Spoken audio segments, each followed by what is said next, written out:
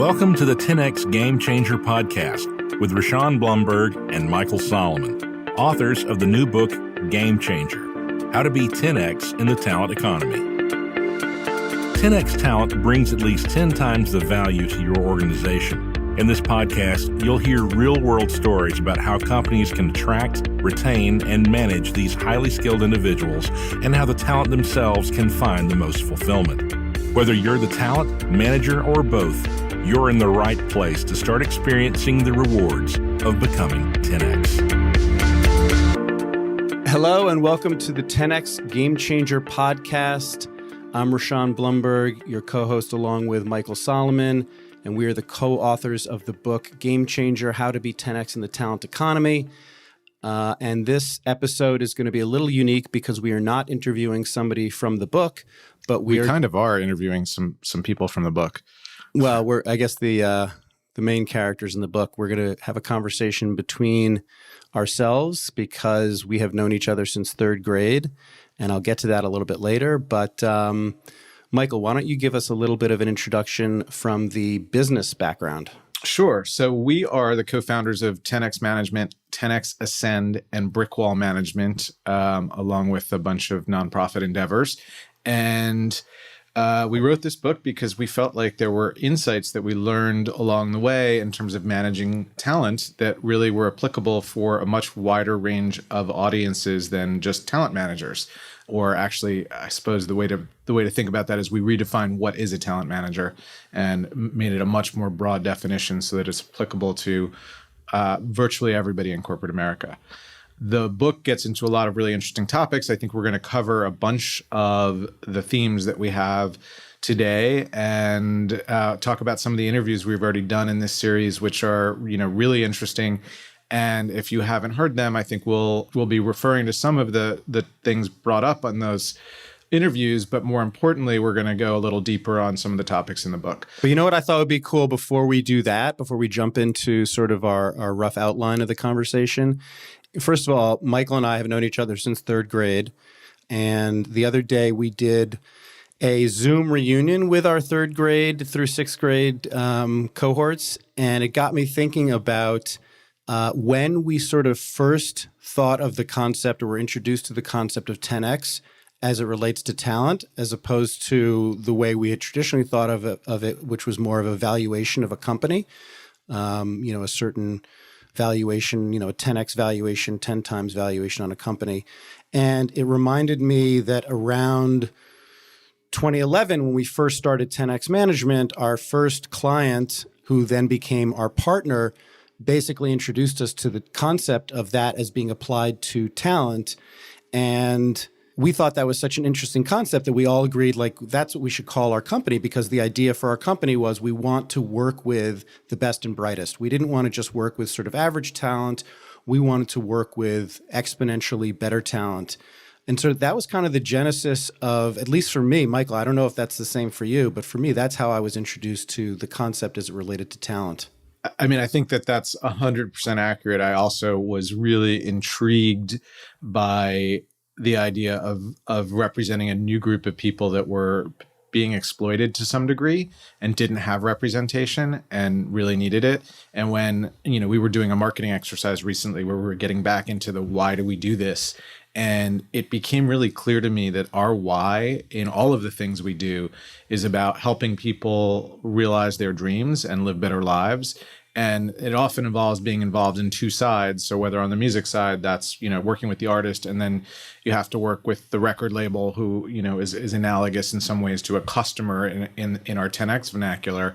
And then 10X Management is helping, tech talent live their dreams and live their better lives and take the pain out of freelancing. And 10X Ascend is essentially helping those people get better job offers and get job offers that are more customized to their particular goals. So it was really interesting to sort of look back at the why and realize that there's this really nice common thread that goes through what we do.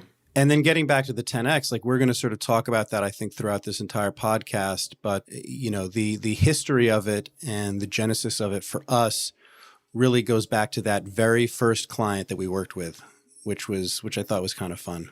Agreed.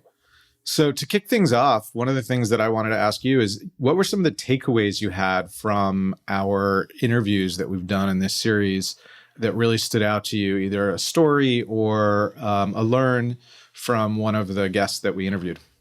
Actually, it's interesting because it's not so much what I got out of these specific interviews, which were really interesting and went a little bit deeper than we go, into interviewing them in the book. But what I found interesting from basically the start of working with tech talent and working with these kinds of 10Xers is just how diverse they are in their interests and their capabilities. It's not like we're talking about people who are just sort of one-dimensional. They are all really interesting on a bunch of different levels. Obviously, and we're going to get into this, I think, in a moment, but not only are they incredibly smart, but they are articulate. They have interests beyond their core specialty. And that was one of the things I found most fascinating when we started the company, is just how many interests and how sort of exceptional the people we were working with were at so many different types of things. And that was, I think that really stood out in the conversations that we had. Since we're talking a lot about the concept of 10X, I think it's probably important that we do a good job of defining what we mean when we say that expression. And as Rishon said, it's really around the idea that somebody who is so exceptional at what they do, they produce 10 times the value that somebody else who's doing a similar function might do. And that's a very easy thing to say, and it sort of sounds to some degree impossible, but we've definitely seen it in action in a number of ways, including with one company that we worked with that laid off a team of 33 people and hired 3 people from us, and which ended up over time turning into 5 people, but rebuilt the entire product and had it running better and faster with a tenth of the people. And that was years into our product life cycle, but we have seen 10X literally happen, and it's pretty amazing. And I think the other thing that needs to be said about this category of people that's super important is these are people who love learning for their whole lives across disciplines, and they also love problem solving. And that might be the highest value of the true 10Xer. And it's one I personally relate to. I don't think I'm a 10Xer quite in the way that we're talking about, but I love problems. Every time there's a problem nearby, I want to try and fix it, figure it out, play with it, turn it over, figure out a way under, over, through, or around it. And that's really what you see with the best of the best in the world. Is it doesn't matter whether it's a problem that's right in their domain. It's something they want to tackle. And one other little anecdote, which I believe we cover in the book, is we had a client who was doing back-end programming work at a pretty well-known startup, and the company was having a data science problem, which is a totally different discipline. And even though that wasn't his formal training, he was really interested in the problem. So sure enough, he dug in, and even though several data scientists had failed at figuring out the solution to the problem, he was actually able to figure it out. And the result of that ended up in a significantly higher valuation for the startup, just because he was curious. And that curiosity is such an important driving force. And what we really talk about in the book, obviously we give a lot of examples of what a 10Xer is, but a lot of the book, at least the first half, which is really geared towards the talent, is about what your average person can do on the road to 10X. It's the various things that individuals can do to try and 10X themselves. Actually, maybe it's the second half of the book. It is the second half of the book. So this book really is about the concept of 10X, but it's really prescriptive in what an individual can do to try and walk down that road towards 10X, which we hope that most people are, because, the world has changed so much. And one of the things that we talk about, and that is the backdrop to the book, is the fact that this 10X concept has become so much more important now because automation and AI and efficiencies in the marketplace are really allowing companies to do a lot more with less. And so if you want to continue to have a job and you want to continue to be effective in the marketplace, you really have to be a top performer. And this is how companies are succeeding today. A lot of the companies that are in the top 20 earners in the world are tech companies, and they tend to employ fewer people, but have much higher revenue. And that's because of the efficiency of technology and the exceptional talent that is working on that technology. Yeah, I think just to expand on that for one drop, one of the things that's so amazing is you can have somebody with an idea and the capability to build it out, and literally an individual or a handful of people can make billions of dollars of value in months' time. I mean, it is, I'm not being hyperbolic when I say this. And that's one of the reasons why when you have the best of the best on your team, it's really worth it. And you have to seek that out, because if you don't and somebody else does, you're just not going to be competitive. So I think these are the things that management's really dealing with. The upheaval in the job market from COVID, I think, creates a tremendous opportunity for companies that wouldn't have otherwise had it, because there is 10x talent available in different ways than there was 3 months ago. I don't think that's going to remain available for very long. And the companies that are smartest are going to take the opportunity right now to get some of these people in their door, and not just get them in, but figure out how to serve them and keep them so that the retention is valuable. And a lot of what we get into the book is, from our experience, what this talent really looks for in the environment where they work, and how to foster their 10x-ness or help them become more 10x if they don't already have all of it. So that's a big focus on what we do. So before we go any further, we should probably tell people kind of how we got to where we are today. Over the last 25 years, we've been partners together, first starting in the music business, representing one would consider more traditional talent, musicians, songwriters, producers, record producers, that is, some film people, directors, consulting for other entertainment companies. And I want to say it's around, we'd been working with tech talent for a while, but I want to say around 2010, there was a headline in an article that was like a picture of Mark Zuckerberg, and it said, "Move over Steve Jobs. Mark Zuckerberg is the new tech rock star CEO." And there was a little bit of a light bulb moment there, which then led into a lot of discussions about, how we could be part of the solution within the tech marketplace and the issues that we had seen over the past 20 years working with freelancers. And, the music industry went through a lot of turmoil at the beginning of the century with Napster and file sharing. And it was a little bit of a canary in the coal mine, and as a wake-up call for us that we really should be looking to expand the skill sets that we have to apply to different verticals. I think it was an interesting wake-up call, and Michael, I certainly credit you with moving that ball forward at that time for sure. You sort of took that ball in 2010 and ran with it. And 2011 is kind of our starting point, right? At some point, maybe in, I want to say April 2011 is when you met our first client. Yeah, it sounds about right. And I think that, the irony of the fact that the music industry was disrupted by technology, and that was sort of, one of the first industries that was really disrupted, as Rishon said, canary in the coal mine for the rest of us, was an opportunity for us to say, oh my goodness, what are we going to do with our skills? How do they apply? And we didn't even have the vernacular for the word pivot at the time, at least not in this context, but we needed to figure out a pivot. In our case, because we like to start things and don't necessarily like to get rid of them, we didn't pivot our business away from something towards something else. We just started a new one.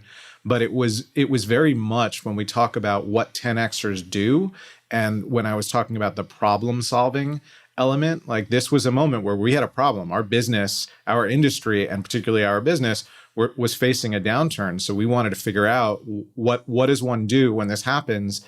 And it took us several years of chewing on different ideas, exploring them. Rishon's very good at taking my massive fire hose of ideas, many of which are bad, and filtering out the ones that don't make sense. And then we get to chew on the ones that do until eventually we found one that really made sense and got to go after that. And it worked incredibly well. I don't think we knew when we started our experiment that it would work as well as it did, but we're quite pleased. And frankly, love being in the technology industry for all of the criticism it's had. Tech has made most people's lives better, and there's a lot of work to do about shoring up the parts that aren't good. And that's part of what we're excited about, and part of what people in tech are excited about is solving the problems that technology created. But the irony of the fact that technology helped to destroy the music business or reform the music business in the early part of the 21st century is that technology has now saved the music business, because streaming is the number one source of revenue within the music business on the recorded side. And so tech, I think it has a way of reforming and reshaping things. But in this instance, tech has made a huge positive impact on the music industry. So I have a question for you, Michael. We talked a little bit about in the book that we are trying to give prescriptive information to people. But what would you say, what would be advice to people who are interested in becoming 10X but are not currently 10X? What would you say that what are the first steps that they should take? It's a great question, and one that I actually get asked a lot. And I think that the first step, and it fits right in what we talk about, is finding that manager in your life. And we use that word in this context and explain this in great deal in the book in a pretty broad sense. So that could be somebody who's like a mentor. It could be your boss. It could be a spouse in certain situations, another kind of relative, a coach, a religious leader. There's lots of people who can play the role, but the most important part of the role is that somebody, wants the best for you, has some objectivity. So the ones in your family sort of fall farther away from that and can see what you can't see. We walk through life with this sense about ourselves that we're doing things a certain way. And obviously we're all trying to reach our goals, but there's inevitably blind spots that each of us possess. And those can be the biggest blockers of achieving our goal. And we get into something called Johari's window, and you can't see certain things about yourself. It's not your fault. You're just not able. And just having somebody who can really dive in and give you some perspective on that and help you see not just the things about yourself that you can't see, but even the things about your situation can be really game-changing, pun intended. And from there, you have to be able to, iterate on the ideas they give you. You have to be able to have a plan and be able to execute on it. But I would say the first most important thing is getting that outside point of view that we talk about quite a bit in the book. We call it the third party effect. Which is, I think, a great segue, because one of the people that we interviewed on this podcast is a client of ours named Michael Counts, who is a creative impresario, but also the co-founder of a coaching company called A-Plan. And we used him in the book to really talk about that relationship between talent and this sort of mentor, manager, coach, whatever it may be, and how it helped to free him up and like what he values in that relationship. And I found that to be a really, really interesting segment of the book in particular, and also an interesting podcast for us, because Michael really does straddle so many different elements that we talk about in the book. He is day-to-day a talent. He's a creative genius, but he's also very business savvy. He's very entrepreneurial, and he really works proactively to improve himself. And one of those things was to start working with a coach. How long ago did he start working with a coach, Michael? Do you recall? 20 years ago, about. Which was way ahead of the curve of when people were working with coaches from a sort of executive coaching standpoint, less from a therapist standpoint. And it was just a really interesting podcast, I thought, and he was a really interesting element of the book. He was, way ahead of the curve. When he raised VC money in the 90s, it must have been the 90s, and was building a company called The Ride, which is a bus meets a theater experience meets a theme park ride. That was definitely in the early 2000s, not in the 90s. Was it? Okay. He got his first tranche of money, and he not only did he have a coach for himself, he hired a coach for his whole team. And one of the things that's so amazing about Michael, and that puts him in the 10X category, is he has embraced the idea of self-improvement in a way that few others have. He sought us out originally because he wanted professional management, and he wanted somebody who could help guide him and help him see his blind spots. And we've done a lot of growth together. I've learned a lot from him. I think he's learned a lot from us, and it's been an incredible relationship. But he also continued to have a coach throughout these years. And has become a little bit of a sort of human performance and human improvement junkie. And I mean that in the best ways. And the results are he knows better how to be talent and what he's good at within the talent paradigm. And he's learned how to be a better manager. And since he's, regularly running teams of people, he's improved massively. When I first met him, it was, there were bumps. He had people on his team who, felt a little bumped and bruised. And now he has a team that will follow him anywhere because the people love the way he's leading. And he's not done. He's still working on all of this. He's still working with us, and he's still working with coaching. And he's actually so committed to coaching that he's now the co-founder of a business-to-business coaching company called A-Plan Coaching, which is providing this service for companies like MetLife, Nike, and the Tides Foundation, among others. So it's really amazing to see somebody take all of this, put it into practice, and then see the results for their life and their career. He's really like the poster child, for lack of a better phrase, for one of the ideas we talk about in the book, which is this double hat world where we believe today so many people or not today, but in prior generations, people viewed themselves either as an employee or an employer. They were either the talent or they were the manager. And the reality is today, that people are both. At some point in their career, they're both. Some people are both within a given day. And I think Michael really exemplifies that. I mean, he is the talent, but he also is an entrepreneur and co-runs multiple companies, has people working for him. So he is both the creative talent and the manager of creative talent. And sometime in the same day, in the same moment, he wears both of those hats.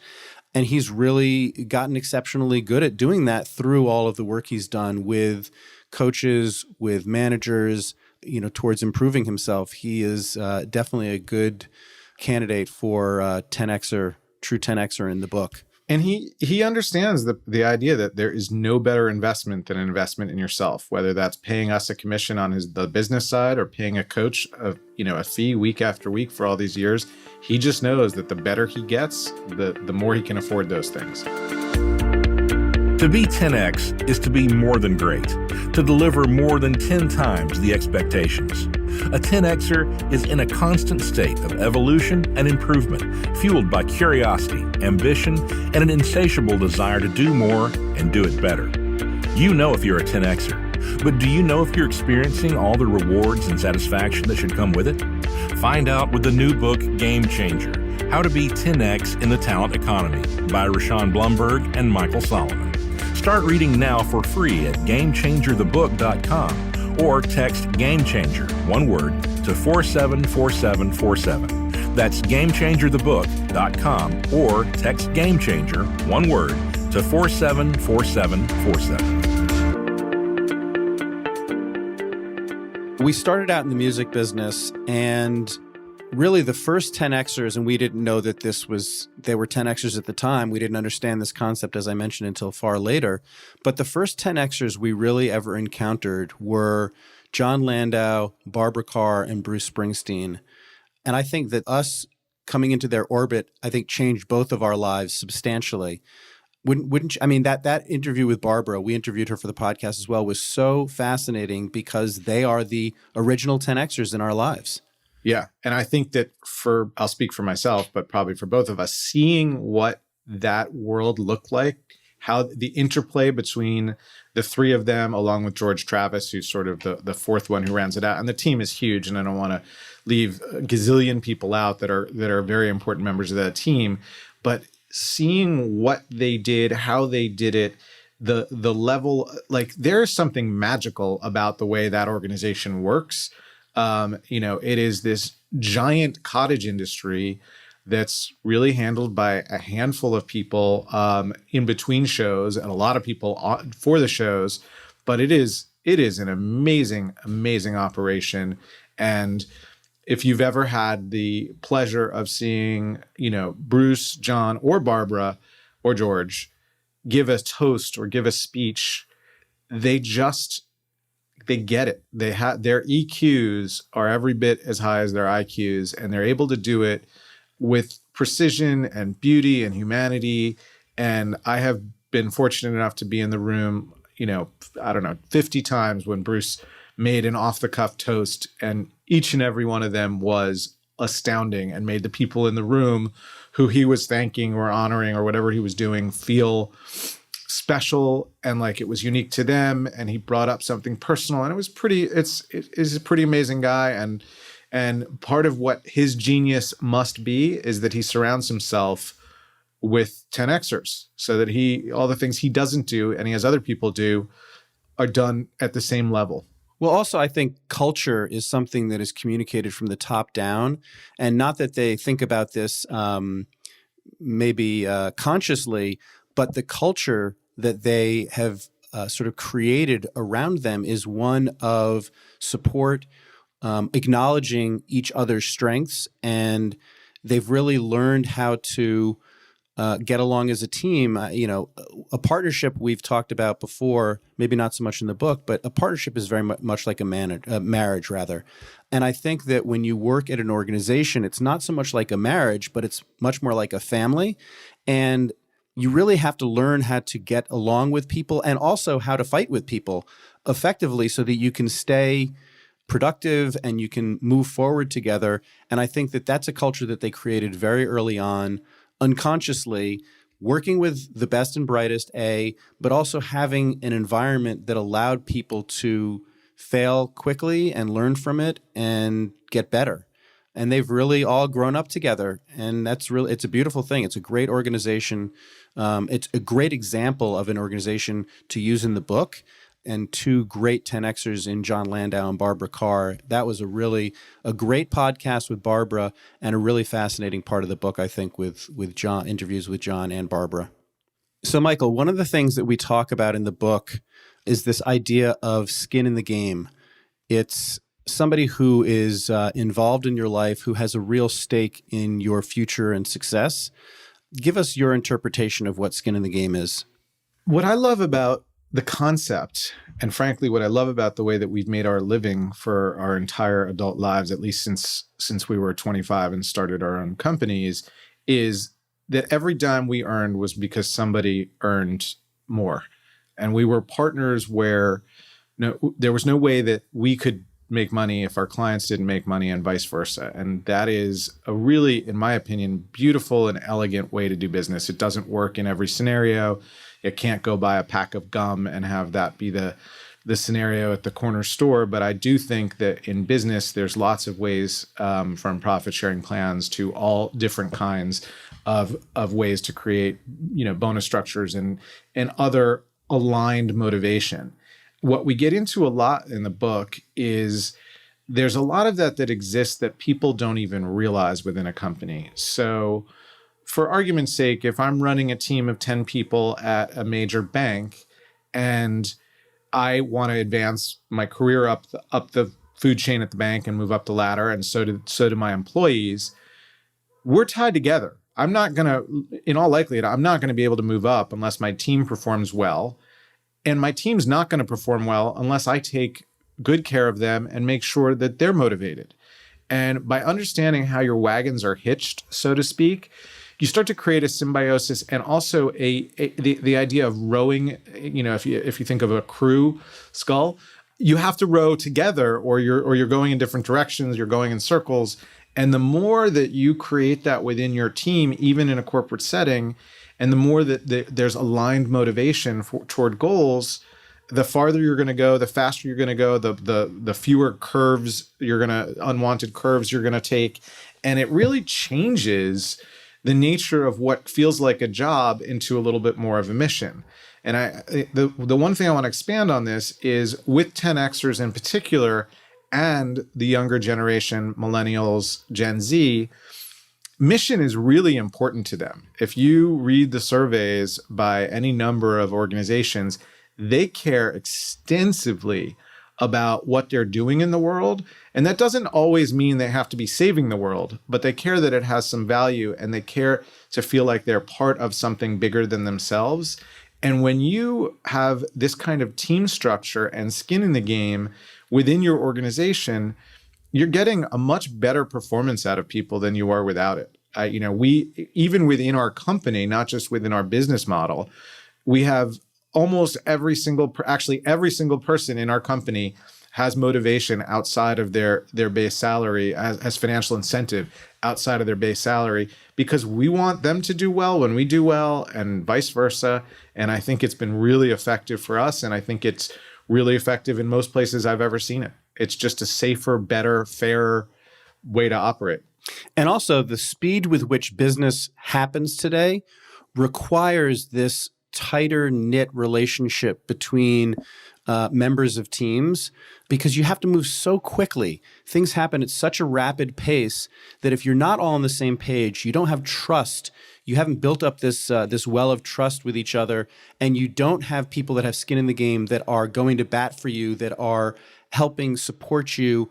It's very hard to work, as Michael used the example of rowing in the same direction. You have to row in the same direction, but you have to row at the same speed, in the same cadence, in the same way, with the same velocity. I mean, all of these things have to happen and cohabitate simultaneously in order for you to be able to achieve success, which I think makes this idea of 10x so important today, because things have to happen at such a fast speed and such a high level in order to be successful. Yeah, I think that's spot on. There's something that we talk about in the book, and that's talked about a lot more even outside of the book, and it's the idea of failing and failing fast, and how that provides a great roadmap for future success and what you learn from that. And as we were planning for this, I was thinking about failing and some of the failures that we've had. And I actually think that this goes back to our days originally in artist management, where we've worked with some very successful people, but we've managed significantly more artists that were unsuccessful.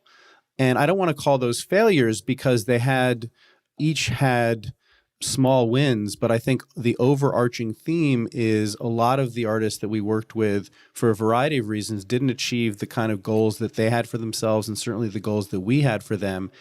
And that really set a course for us, without even us thinking about the concept of failing fast and learning from failure, of seeing what worked, what didn't work, why it didn't work.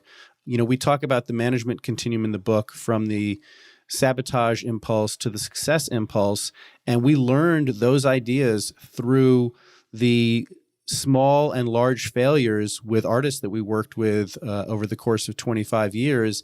And I think the whole world now really talks about, and probably became popular through the Silicon Valley culture, but this idea of failing and failing fast. And we really got a very good glimpse of that through the music business and managing artists, and seeing how certain paths led in certain directions, and why certain things occurred that then transpired into lack of success or into great success. I think it was a great harbinger of our later experiences in the tech world.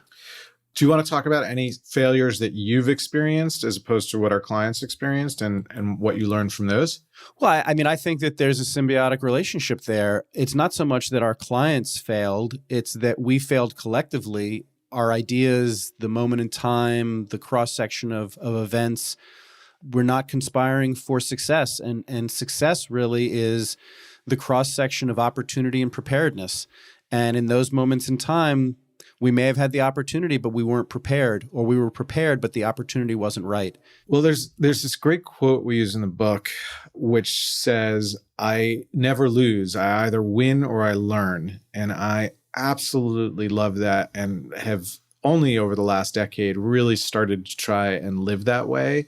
And I think there are lots of lessons. We are very entrepreneurial. We try things at regular intervals. So, immediately before starting 10X, we built a couple of digital products for the music industry that I think were very innovative and very forward-thinking, but perhaps too forward-thinking for their audience, which was the record labels, and we couldn't gain traction out of them. And I think what we learned in that moment was we built something incredibly robust without figuring out if there was a market for that.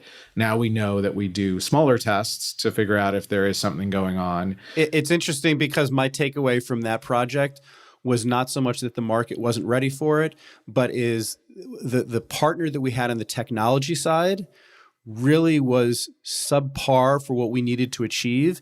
And I think that was one of those moments in time where the creation of 10X, like that was sort of the germinating bud of the creation of 10X, was our frustration with the people we were partnered with in that business. It became a real impediment for us. It was certainly very much on the path to starting 10X for sure. Yeah.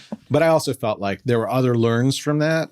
And now, that this is a huge part of my life, I see it everywhere. I mean, every day I look at, every situation that doesn't have the outcome I want. I look at what role did I play? How did I make this happen? Even sometimes where it doesn't seem like you played a role or it doesn't seem like you made it happen. The more agency you can take about your role in something, the more ability you have to affect it in the future. If you take a little bit of a victim mentality, and this is very much what the sabotage impulse is, that this happened to me, somebody did this to me, and I have no control over it, then you can't change it in the future very well. So I love this thinking, and I most recently I'm going through it as a parent. I'm just learning things that I did as a parent that I would have done differently, and hopefully they're reparable mistakes made. But it takes a lot of humility to say, oh yeah, that was me. I did that. And I think that the more you're willing to accept your role in things, the farther you'll go in the future.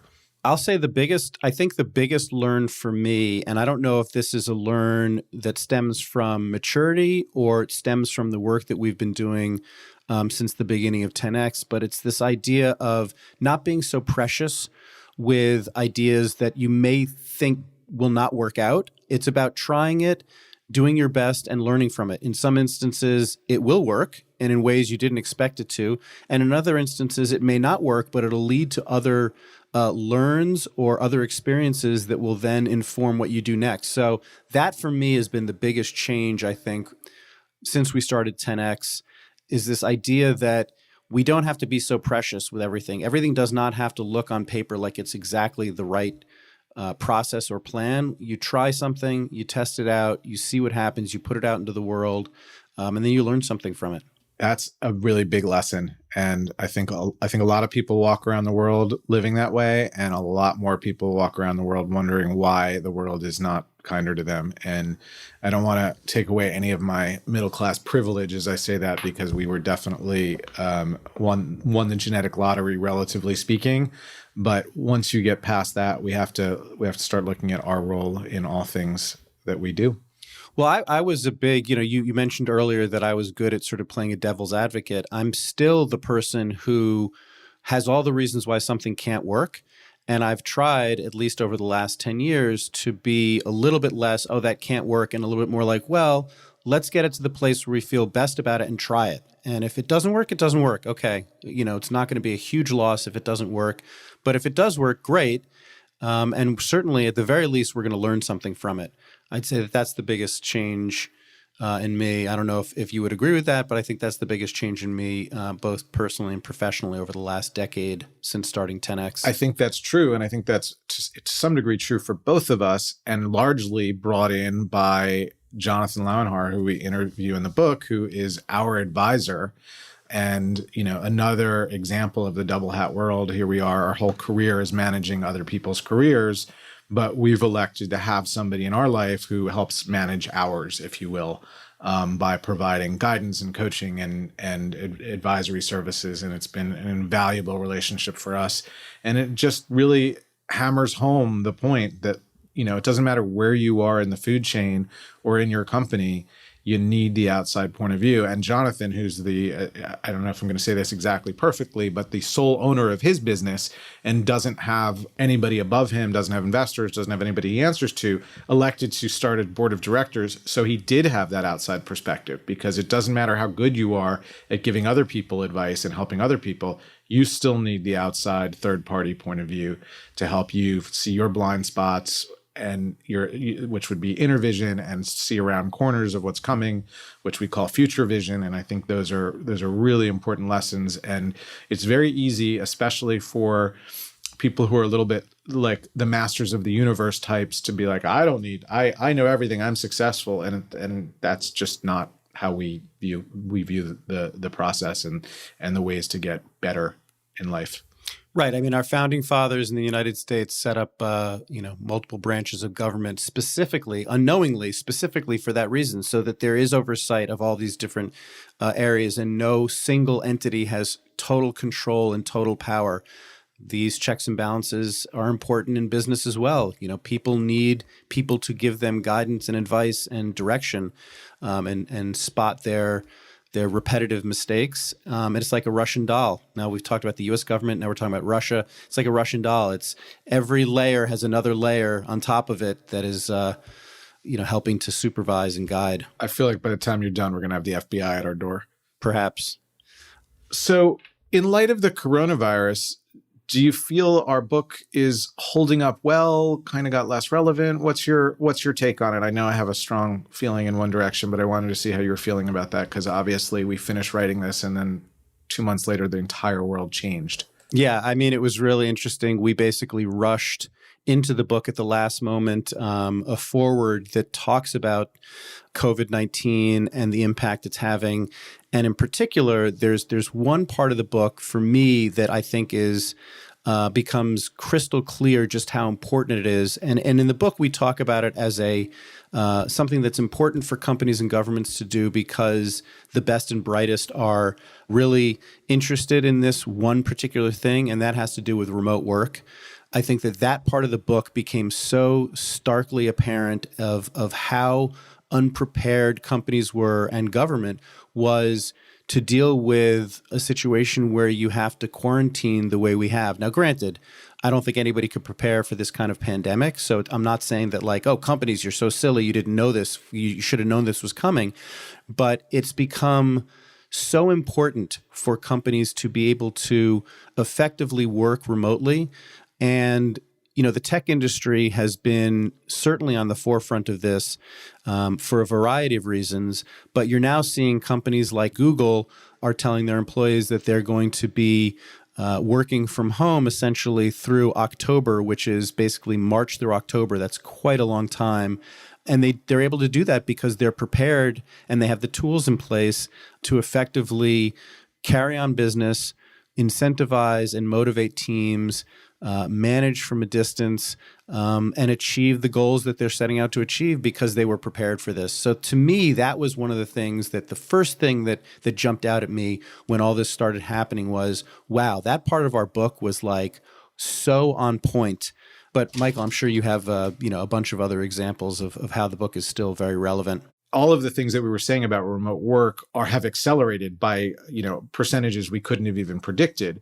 I think the other thing that's really interesting, that's also an acceleration, and in a lot of ways I wish it wasn't, is the transition that we talk about with leaner companies and job loss to AI and automation. And we've spent a lot of time aggregating content on this topic, which we have on a website called thedayafterlabor.com.